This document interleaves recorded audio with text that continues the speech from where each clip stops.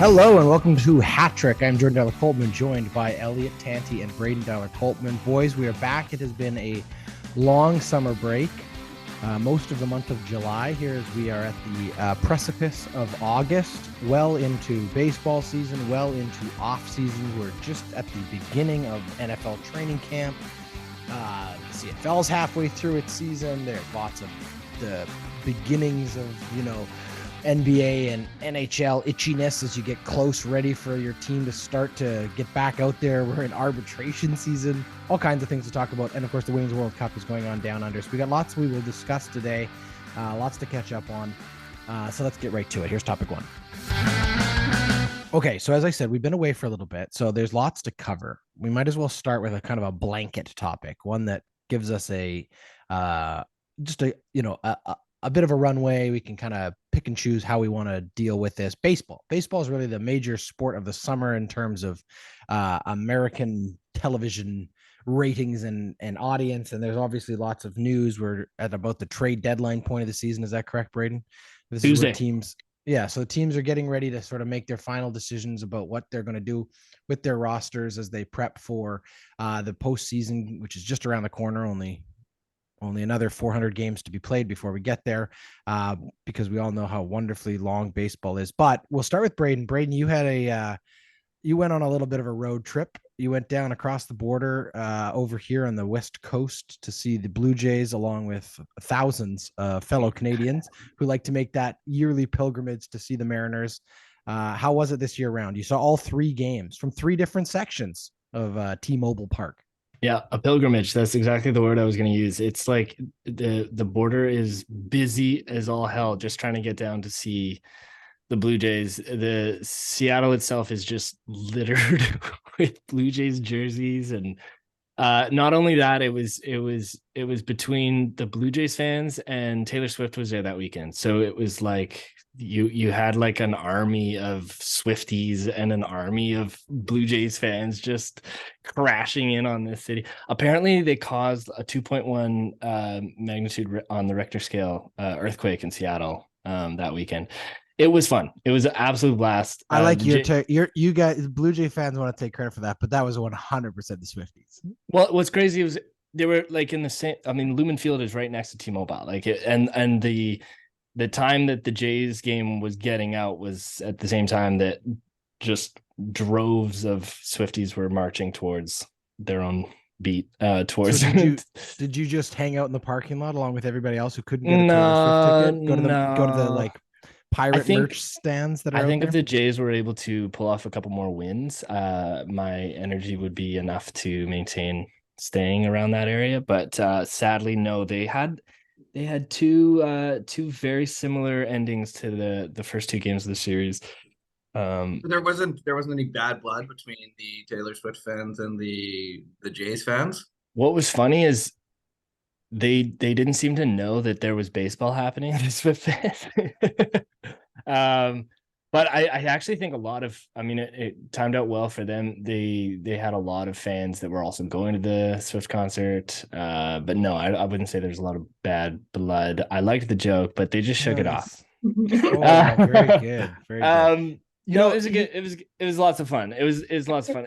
I just love to see so many fans come together for an away game. Like, it must feel really surreal. One for the Jays, like to have a home game completely on the other side of the country, and then it must be completely just. I mean, if I was a fan in my own ballpark, it would be absolutely horrendous to see what was going on. That was part of the news story, because if you recall, before the Blue Jays all arrived and all of their fans arrived, there was a news story coming out about how the Mariners had set up a specific section of one of their team shops with Blue Jays apparel to try to, make a little extra bank on the fact that they knew these people were descending. And then the Mariners players themselves tweeted out or I guess X'd out, or whatever you're supposed to say now that Elon Musk has taken over, whatever that company is called. But they shared on social media their displeasure of the fact that this was happening. And then they took it down. But to me, it's just like the economic, the value, has to be so much higher for the Mariners. Like, Yeah. Wouldn't those players like to argue for a little bit more in arbitration when it comes around, considering the fact that their team could have probably banked a little bit extra money selling Blue Jays gear? Like, that's just stupid not to do it. You've got silly. all of these people arriving. You might as well like take their money before they leave you. I walked into every team store and vocalized my displeasure for how there were no Jays jerseys anywhere. It is dumb because economically, you have this opportunity. Anyway, you'd sell, but you should really be doing this in every ballpark. There should be an opposite fan, like a fan opportunity. Well, and I ballpark. get it if it's like if you're dealing with like Blue Jays and Yankees or Blue Jays and Red Sox or like someone who's like more of a regional rivalry where it doesn't necessarily happen like this. But this is specific to like Seattle. This has always been like this. The Blue Jays fans from the West Coast and frankly all over the country, this is one of those destinations where it's close enough. You can go see a Blue Jays game. It's much cheaper than flying to Toronto. Anyway. It begs the question too, like, could they support a baseball team in Western Canada? Probably not, but you've got enough close enough at hand that you're kind of there. Elliott, let's let you get in on this because you've been awfully quiet over there. You weren't able to travel to see your San Diego Padres recently, but tell us about how you've been handling this season so far. Now, remembering that when we set you up last year to become a Padres fan, you did say at the time that you were also going to remain a Blue Jays fan. Now, has that waned? Like, it feels like you've got a little bit more all in on the Padres part of this. Yeah, I would say, they played against each other this year, and my Padres beat the crap out of your guys' Blue Jays, and I loved every minute of it. Your guys is whoa. Yeah, I don't have allegiances to any of these teams.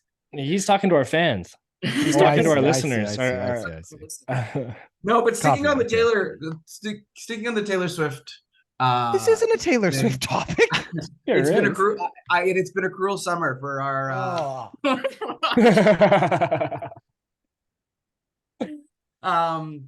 This is a team that has not, up until today, had not won more than 3 games in a row all season. Was basically a 500 team and has remained a 500 team. It's incredible. They have lost. They are 0-11, I believe. They might be 0-12 in games that go to extra innings. They have not won a game in extra innings all year. So there's this really interesting debate going on in San Diego with the Padres right now, where is this all going to shake out in the wash and everything's going to return back to the statistical means, and the Padres are going to be the team that everyone thinks they should be and could be and will be, or are we running out of time here and is it time to sell? AJ Preller and the rest of the management team in San Diego have 24 hours to make that decision, essentially. And it's an ongoing conversation, and rightfully so. I think, they just swept the Texans, one of the best teams in the league. So maybe that's the sign of hope that we need, that, management needs to go and add a piece here or there. It's just they've been consistently inconsistent. And it's been a very surprising year, I think, for a lot of baseball fans across the league who expected. Is Tatis playing? Yeah, Tatis is playing. He was slow out of the gate after his suspension. Well, sure, he's no longer on steroids. Well, he left quite a blank space on that team.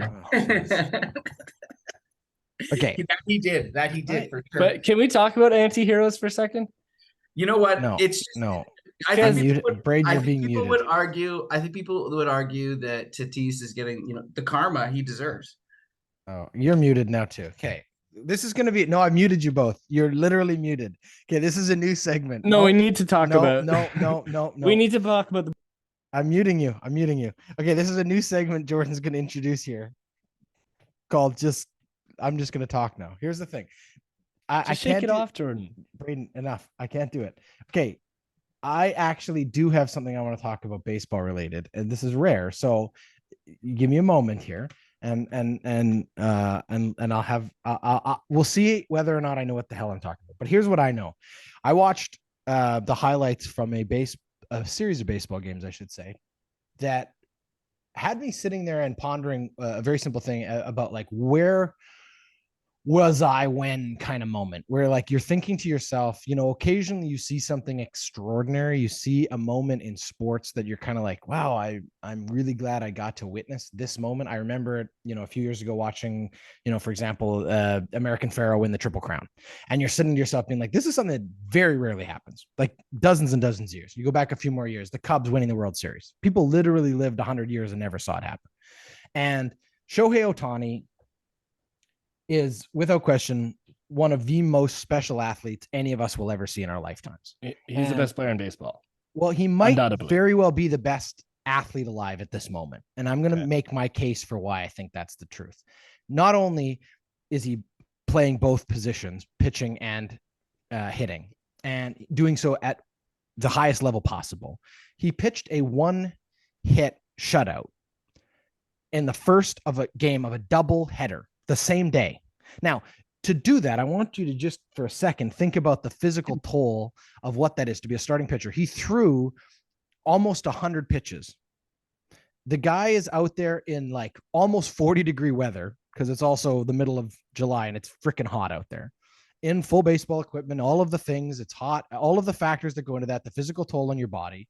And then less than an hour and a half later, he steps up to the plate in the second game and hits 2 home runs. Yeah. In a major league ballpark against major league baseball players. He does both of these 2 things in the same day. Like that is unbelievable. And it's not, don't compare him to Babe Ruth. Don't compare him to anybody like that because they are completely different animals, completely different athletes. Babe Ruth, for the record, never hit and pitched at the same time. That was the other thing. He pitched and then over time he became a really good hitter. And then he did both things in his career, and his statistics over time were phenomenal at both positions. This man he is on pace right now to break Babe Ruth's home run record. He might catch Aaron Judge from last year. He's on pace for that as well, for the season home run record, at the same time as being one of the most efficient and effective starting pitchers in the league. It's insane. And I just think that as a sports fan, regardless of how you feel about any of these sports, like, enjoy it, watch it, be aware of this moment because we are watching, like, you throw the term around unicorn all the time in sports, but like this guy there's no equivalency to this, none at all. Okay. So you talk about unicorn and you think about some of the great unicorns, and for our listeners, if they don't know the term, essentially that means a diamond in the rough, like one of a kind, somebody who does something absolutely exceptional in many of those other unicorns had trouble with injury. Fine. But the point being still that none of them were able to do, like, the closest equivalent I can think of is Bo Jackson. Right. My point to this is if they continue to push him the way he is, he hit a home run after that in that game. His third at bat, he strained his back. Like sure. This could go really, really poorly for him at the same time. If they push him and if they don't, yes, he can do all of the amazing things. The sad thing with the Los Angeles Angels right now, and this came out in the series against the Jays after Matt Chapman screamed at John Schneider and said, why the hell are we hitting to this guy or pitching to this guy? He's the only effing guy on their team who can hit. The sad thing is he's in a position right now where he has no support around him. So they are going to push him to the max to be where they are. The Angels have been notoriously bad since. So do the Angels trade him? Well, this is the thing with Major League Baseball right now, where you can be at the bottom of the barrel like the Padres for a moment, and then you could get hot, and all of a sudden you're back in contention. These series they mean everything. So, but are the Angels really in a position to go on a run? They put him on the market, and I think Baltimore was interested. Baltimore has everything that they could need to make a trade for him. I mean, everyone in Major League Baseball wants this guy and would give up everything to have him. And then why haven't they been able to move him? Well, he's a free agent at the end of the year. They don't know if he's going to sign. But they didn't. They held on to him and they said, no, we're going to make a push for this guy. They traded for Giolito and another arm. They're trying to prove to him that they have what it takes. They can do this. And their opportunity this last series against the Jays was to do that. And they lost both their opening games. They lost 2 of their other starting outfielders. One got beamed in the head. Like this team is just notoriously bad for injury. I don't know how the Angels are going to make it to the playoffs, and unfortunately, they're in a position now that they could lose the best player for nothing. I mean, I think the problem here is if you trade for him, what Braden's been talking about is the risk. If you're trading for him, you're giving up a lot of assets. You're going to have to sign him for a lot of money. And there's the concern that, he gets pushed too hard, and how long is he going to last, and how long or you don't. And what gamble is that going to be, right? Trade for him and you go on a run this 1 year, you win a World Series, and then who gives a shit where he goes? But for what you have to give up, it's not worth it. And that's the problem. And that's the challenge. Like, look at the Padres again. Juan Soto, they traded. How much did they give away? Pretty much their entire farm team. Yeah. And now he's back on the trade market. Yeah, essentially. That's what can happen if it doesn't work. Okay, well, really quickly before we're done, there was a trade for the Blue Jays. Do you want to just give us your take on that trade, Braden, before we wrap this topic up? Yeah, the Jays, they don't have a lot to move the other way, but they were able to pull in Jordan Hicks, right-handed pitcher reliever from the St. Louis Cardinals. Nobody really knows about this guy. He's had some difficulty with injury the last 2 years. He was arguably the best reliever on the market. This guy throws, okay, here's this fun stat.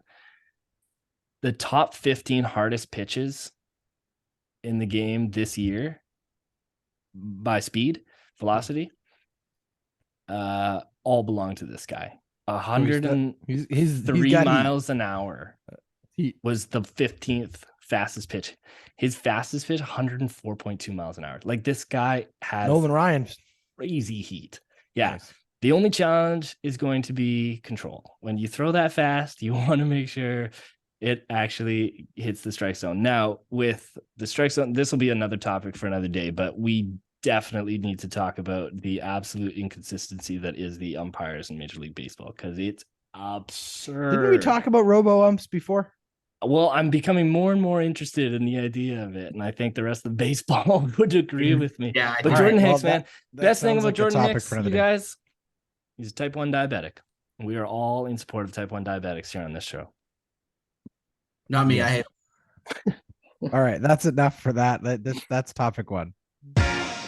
Hey, football fans, the Ordinary Podcasting Network is very excited to welcome back for its second season, Running Down the Clock, presented by Puya Ricey and Tyler Walzak. These two football fans will sit down with you every Thursday of the NFL schedule to talk football. You can subscribe to Running Down the Clock anywhere you get your podcast.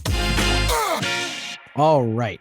Let's go down under for our second topic of the week. Now, we are recording this at about 10:15 p.m. Pacific. That's 11:15 Mountain Time for those listening there. So we are fully aware we're about to talk about a topic that will be out of date by probably the time you listen to this on your Monday morning commute, because we're going to talk about the World Cup, the Women's World Cup taking place right now down in Australia. And the Canadian women will face the hosts, Australia, in the middle of the night here. They'll be playing at about 3 or 4 a.m., depending on, or 2 or 3 a.m., I guess. 2 a.m. Pacific, 3 Mountain Standard. There's no way I'm waking up for this. You know why? Because I am staying up for it. There you go. So let's talk about it so far. They're wrapping up the group stage of this tournament. Now, Canada drew against Nigeria. They beat Ireland, and now, as I say, they're playing Australia. It's been a bit of an up and down group stage for them. And obviously, like all World Cup tournaments, when ever you have a team that isn't sort of just coming out of the gates hot and has to sort of figure their way out, there's always a lot of second guessing and question marks. And should this person be on the bench? And should this person be starting? All of those kind of things. And obviously Canada will be looking to have a bit more of a decisive win here against the host to move into the knockout stage with a few less question marks over their heads. Elliott, they had a lot of question marks over their heads going into this tournament. Do you think that's been a factor in how this team has performed? Or do you think that there was, as has been rumored, a deal already in place that just hadn't been announced because they were ironing out the final pieces? Yeah, I think it's probably a little bit of both. I mean, I think the other thing that also helped is that it seemed like every soccer federation and women's team was mad at their federation heading into this event. And there was a lot of conversations around the compensation of female athletes in this sport and how consistently poorly these federations are across the world. I'm not going to speculate on whether there's a deal or not. I would say that's a distraction that's coming out. But I think you've also undersold the fact that they are in what is this year's group of death in terms of the caliber of teams in their group. And, there are definitely three teams that are very strong. And so, a lot rides on this tonight. And, we'll be cheering for them. I believe a draw is good enough for them to get in. So that's what we can hope for, because I don't think that Nigeria is going to lose to the Irish. But I just want to comment, like, sort of more overall on this tournament. I've been on vacation, and so I've had a lot of time in the early mornings and afternoons to watch games, have them on in the background while doing laundry, making dinner, those types of things.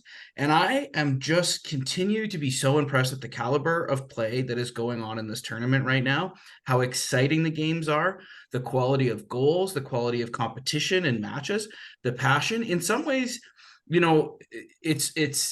find it almost more bearable to watch than the men's version of this tournament, in that, like, they're playing through every whistle, but there's none of the rolling around, the diving, the trying to get penalties or calls in the zones. They play hard and play through. And man, I saw a fiery one between the Netherlands and the US this week that I thought was almost going to end up in blows. It's just good, passionate, exciting soccer. And I would just encourage anyone, if you haven't had a chance to spend some time watching anything, particularly these games in the coming days that will be deciding groups, and then once we get into the knockout stages, it's really, really worth spending some time watching if you can. Braydon, have you been watching the soccer?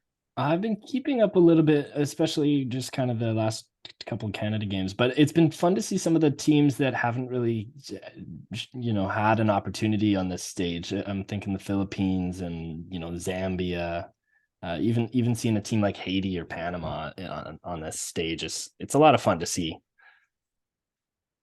For sure. And as Elliott said, I think that the biggest storyline obviously coming in was this fight between the women and the Soccer Canada, a fight that, of course, was an extension of a fight that the men also had going into their World Cup, just about the mismanagement and sort of bureaucratic nightmare that the Soccer Canada has been and is and remains to be, and the women seeking that fair and equal compensation, but also just sort of some clarity on how this system was going to continue to evolve and get better. But this has been the tournament from Canada's perspective. It's kind of been like the elusive one. We've seen them very successful in Olympics, and obviously most recently they are the defending gold medal champions of the Olympics. But previous World Cup appearances have been really frustrating and disappointing for Canada. I mean, obviously a few years back here in Vancouver, lots of expectations, high expectations, and a much younger group of veterans, some of them more familiar names to some older soccer fans, because for a lot of us, like, we've seen a large portion of the veterans of Canadian women's soccer kind of grow up in front of our eyes. If you think back to the U18 tournament that was held in Edmonton back in 2002, where we really had the coming out party for Christine Sinclair and Melissa Tancredi and Sophie Schmidt, and a lot of these, and even other women who ended up retiring before we really saw them reach the pinnacle of the gold medal in where was it, South Korea? No, where was the last Olympics? It wasn't South Korea, was it? No, I don't think that's so. The last Winter Olympics. It doesn't really matter where they were. The point is the same. But the fact that we've seen someone like Christine Sinclair, and this would be the final kind of piece of the puzzle for what has been probably the best female soccer career internationally of our lifetimes, and to have her be able to put that final check mark on the resume, I think would be really important. That's why she's still there. Most of her peers, most of the players she grew up playing with, are retired and done and moved on to less arduous choices career-wise, because it's not easy at the age she is at to continue to compete with a lot of these young, faster, stronger women who in many cases looked up to her as a role model in their own pursuit of it. So that'll be interesting. The big piece of the puzzle, as I say, they've got to get through Australia. As Elliott said, it's a draw or a win to advance. And then, we see what the next steps are in terms of what else is there. But I like the idea that this tournament is happening at a time of the year when there's a little bit more attention on it, which is good. It doesn't have to compete with quite as many additional things. So hopefully the ratings are up for it. Hopefully it's continuing to draw attention. It's always challenging in North America when you have a major sporting event like the Olympics or the World Cup happening in like Australia or the Pacific Rim, just time zone wise, as we already joked about here. It's like, you have to be committed to want to watch this live. And it's tricky in the modern world of social media not to have it spoiled for you when you wake up in the morning if you've intended to PVR it. So that's unfortunate, but that is also just a reality of where the sport is. And let's be fair, probably the best female soccer player currently in the game is Australian in Kerr. So it makes sense that they're hosting it. It's a big part of the importance of a global sport like that. But it's the only sort of blemish on what otherwise probably would be a ratings boom, I think, considering the current climate around what else is going on. Any final thoughts on that, Elliot? Yeah, I mean, I think the last thing I would say too is I think Australia and New Zealand have done a great job of hosting. It seems like the events are really up to par and really well attended, and there's passion there. So I think that's also really important. Is that they're getting the due and the pomp and circumstance that they deserve. That is the same as the men's side, at least to the extent that they can, and that's good. I'm glad to see that as well too. Sadly, New Zealand does become the first ever host nation ousted in the group stage. Is that men or women? Can't be men. The men's tournament. I think it's just the women's. Yeah, because it's just the women's. Didn't Qatar just get knocked out in the first round too? Yeah, no, I think it's just women's. Fair enough. Well, you will probably know before you've even heard this the results of Canada Australia. So we won't talk about the next steps of it until next weekend. But obviously, at this point in time, we wish them all the best and hope for a good outing against the host Australians. All right, that's topic 2. Hey, if you're a fan of Formula One, then I've got the perfect podcast for you. The Pit Stop Podcast, presented by the Ordinary Podcasting Network. After every single race of the Formula One schedule, Jordan and Tyler will break it down, give you some news, analysis, insight, before answering your questions and setting you up for the next race. That's the Pit Stop Podcast, available everywhere you get your podcasts. Okay, we're going to play a game. Elliot always loves it when we play games. So because we've been off for this extended window, I thought we should play a game. But this is a new game. It's a brand new game we're introducing. It's like the old classic drinking game, True Truths and a Lie. So it's very simple. I'm going to give you each a turn. I'm going to name 3 sports teams. You are going to tell me which one of these 3 is not the real name of an actual sports team, because there are some ridiculous names out there for some sports teams. We've got 3 different categories today. We have a minor league baseball category. We have a minor league hockey category, and then we have a college sports category. All right. So because Elliot, you are our resident favorite game playing member of the panel. No, I'm not. I hate this. Yeah. So you get to go first. Okay. Elliot, let me ask you a quick question. Are you ready for it? Yes. This is dumb. I'm going to lose. Okay. Here they are. So I'm going to read you the 3 names, and then you can work through for yourself which of these 3 names is not a real minor league baseball team. Are you ready? Yeah. Okay. We have the Rocket City Trash Pandas. We have the St. Paul Pit Spitters. And we have the Amarillo Sod Poodles. Okay, can you read the first one again? You cut off. The Rocket City Trash Pandas. Why didn't they call them Rocket City Raccoons? Like, that's real. That's real. I know that one to be real. Yeah, you follow that team? Yeah. How are they doing this year? But really struggling. Haven't won more than 3 games in a row. Okay, so the Rocket City Trash Pandas, Elliot believes to be real. The other 2, again, are the St. Paul Pit Spitters and the Amarillo Sod Poodles. So what the hell is a pit spitter? What the hell is a sod poodle? A pit I'm trying to spitter? think. Pit spitter's like you eat a peach and you spit out the pit. Or Yeah, no, okay. And then the second was the Armorillo. The Amarillo Sod Poodles. I'm gonna go with the Sod Poodles being real because it's just ridiculous enough. I'll say the Pit Spitters are the fake one. You are correct, Elliot. Well done. So here's the thing. I took two real things and put them together for the fake one. There is a team called the Pit Spitters. They're just not from St. Paul. So the St. Paul Pit Spitters is not a real team, but I just thought Pit Spitters was so funny. There is apparently a real minor league sport. I don't know, but the Pit Spitters was the name of a real minor league baseball team. The Amarillo Sod Poodles are real, and apparently a Sod Poodle is a nickname for a gopher.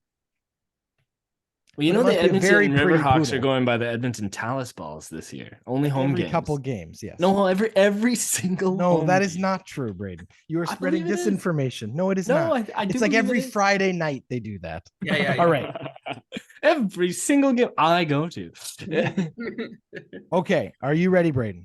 Oh, I can't wait. I love all these. Are you? Yeah. You get minor league hockey. All right. Okay, here's what we have for you. Are you ready? All right. Yes. We have the Plymouth Ice Hounds. We have the Orlando Solar Bears. Yeah. And we have the Shiverport Mudbugs. Okay, well, Shiverport's not a real place. So what? The Mudbugs? The Shiverport Mudbugs. Shiverport Mudbugs. Shiver, not shitter. Shiverport. Shiverport Mudbugs. And what was it? Shiverport Mudbugs, the Orlando Solar Bears, and the Plymouth Ice Hounds. Okay, well, let's go with oh God. I want them all to be real. Okay, I'll go with the Mudbugs because that's just ridiculous.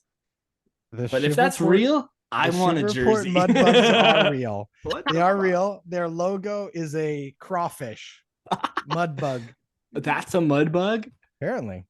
The Plymouth Ice Hounds, I just made up. That one was the one that sounded the most real. I know. I'm good at this. All right. Are you ready? You're going to have to work this through together. Okay. Okay. So last category. These are all college. Div 1, I should mention, college athletics departments, not necessarily football or hockey. Like certain programs might be better at certain sports, basketball, whatever. But these are the three of them. Are you ready? Okay. We have the Kent State Golden Flashes, the St. Mary's Maniacs, and the Presbyterian Blue Hose. Blue Hose from the Presbyterians. You're telling me the Presbyterians their team name is the Blue Hose? The yes. Blue Hose? How is hose spelled? Is it like pantyhose? Yes. How is hose? H-O-S-E, hose. It's just a hose. Blue hose. It's just a hose. I thought that was something completely different. Oh, God. Where are they from? Give me one more time. Yeah, what's the origin? Okay, we have the Kent State Golden Flashes, the St. Mary's Maniacs, and the Presbyterian Blue Hose. I feel like Kent State is something. That'd be Kent State because I think Kent State. Wait, this isn't even mine. Good luck, buddy. No. This is both of you working out together. This is the last category. I'm pretty sure Kent State has a different team name. That's what I was thinking too. That's why I was going to go with Kent State. Yeah. What's the second one again? The Mudbuggers, the St. Mary's Maniacs. St. Mary's Maniacs. Yeah, that's probably that checks. Well, hold on a second. That's a Catholic school called the Maniacs. Well, and you've also got the Presbyterian Blue Hose, so I wouldn't be putting too much weight on that. So none of them are real. One of them is not real. Two of them. I think we should go with Kent State. Real. Yeah, let's go with Kent State. Yeah. Kent State is 100% real. Oh no, the Kent State Golden Flashes. Golden Flashers? Flashes. Oh. Goodness gracious. Okay, let's narrow this thing down now. Blue Hose. Not real. 100% real. What the heck? I made up St. Mary's Maniacs. Yeah, see that I did The check out. Presbyterian Blue Hose You know, we has to be should one have of the stressed strangest names of anything I've ever heard in my life. Yeah. I just want to know what type of hose are we referring to? Like garden hose or pantyhose? Well, or what's the logo? I don't know. I just have the name in front of me. A You'll have to blue Google hose. it at home. It's just And be a careful hose how you wrapped spell up it. on the... I'll give you Oh, a that was a close good runner one. up. This almost made the list, but I took it off once I found the Kent State Golden Flashes because I knew it would trick you. I was going to go with the Delaware Fighting Blue Hens. Oh, wow. Blue Hens. All right. So that is our new Wait, game is that it? called. Yeah, that's Oh it. That's all I man, there's got. so many good ones. Like I the know. Santa Cruz Hey, banana Braydon, we slugs. have another game. What about the we Carolina can play this dancing game disco again. turkeys or I whatever? like this game more than other games. Okay, we can play this game again. That's not a high It needs a name. Maybe we'll Yeah, throw that yeah. out to our listeners. Yeah, Help us maybe, name this game. It can't just be two truths and a lie. It's got to Well, be you something kept else. saying, "Are you ready for it?" Which is another Taylor Swift song. Very good. Very good. All right. Look, that was a lot of fun. Thank you, Braydon. Thank you, Elliott. As you probably heard throughout this show already with the 2 commercial breaks, we have 2 big shows for you elsewhere on the network this week. The Pit Stop Podcast has its last episode before the summer break. So lots of that coming at you on Tuesday. And then the return for the second season of Running Down the Clock. The Ordinary Podcasting Network's NFL show returns. Tyler Walzak and his buddy Puya Ricey will sit down with you every Thursday to talk football throughout the NFL season. They are going to do some preview shows leading up through training camp and into the preseason. So don't miss that. They return to anywhere you get your podcasts this Thursday. If you want to learn more about that show, this show, or the Pit Stop Podcast, you can do so at ordinarypodcasts.com. Until next week, thank you, Braydon. Thank you, Elliott. That was HatTrick. HatTrick is a member of the Ordinary Podcasting Network. It's produced every week by Jordan Dowler Coltman and Braydon Dowler Coltman. You can follow us on Instagram, Twitter, and Facebook. Thanks for listening.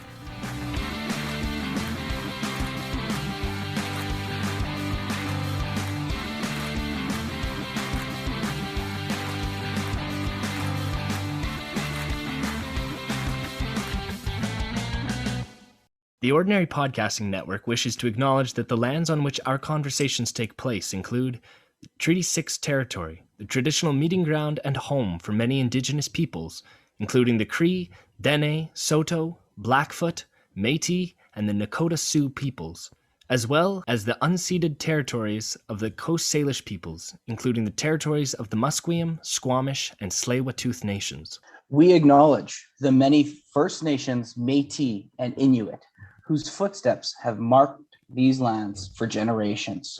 And we extend our appreciation for the opportunity to live, create, and share stories on these territories. The Ordinary Podcasting Network intends to engage in conversations and dialogue which acknowledge that reconciliation is not a destination, but a journey, and that we remain committed to practicing our craft in a decolonized space.